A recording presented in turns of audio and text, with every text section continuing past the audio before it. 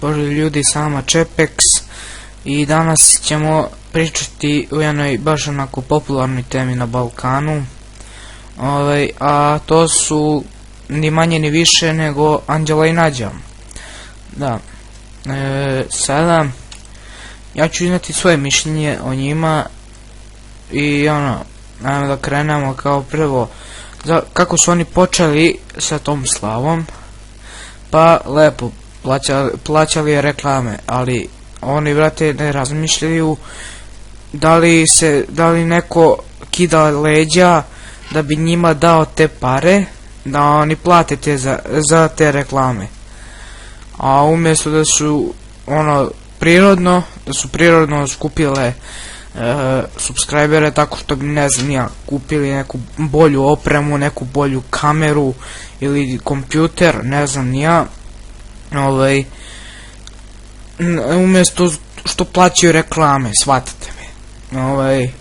Sada što ja to kažem, znači gledajte, njihovi roditelji rade u Francuskoj, to za velike pare, ja mislim, pošto je Francuska, ko to tamo nije bogat, i ne znam kolika im plate, znači u to nisam stvarno upućen, ali oni njima vjerojatno daju velike pare da bi oni trošili na gluposti.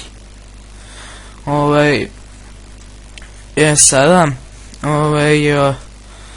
mnogi YouTube, neki su ih hejtali, a neki su im dali neko. Znači ja sam na ovoj strani koji su ih hejtali, zato što oni jesu pravu. Znači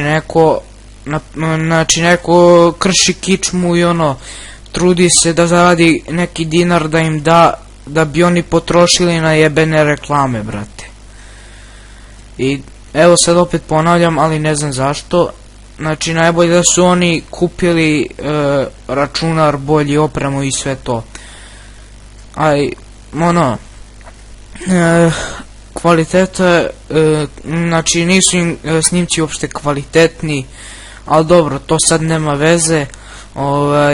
Bitan je njihov komentari koji isto je bljak, tako da eto. Inače ovo je bilo moje mišljenje i baš je kratko, ja mislim da je kratko, ne znam. Vidio sam čak i neke snimke, ali dobro, to su više reaction snimci, tako da eto, YouTube balkanska scena, da kažem tako, propada sam zbog takvih degena kao što su Anđela i Nađa, koji su potrošile sve pare za reklame, i Asjaštajna koji se prodao Telenoru i svim ostalim većim fabrikama, proizvođačima, i Serbijan koji zarađuje na deci. Tako da eto, izvinite što nije bilo dosta snimaka. Jedan od razloga mi je taj zato što nije mi se dalo zbog baš ovakvih debila na balkanskoj YouTube sceni.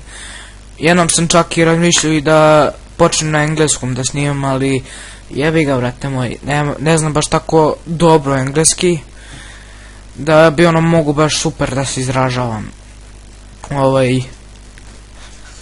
Tako da eto,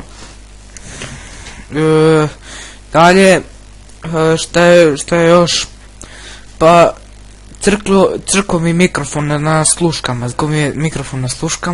i sada nisam mogu da snimim klip zbog toga, zato što je trebalo mi je 4 dana da skupim pare, da kupim neke baš super slušalice, i kupio sam Gamebridove, znači poslaću vam, to je stavit ću vam dole link da vidite, gaming su i super rade, znači super su za moje uši i sve to.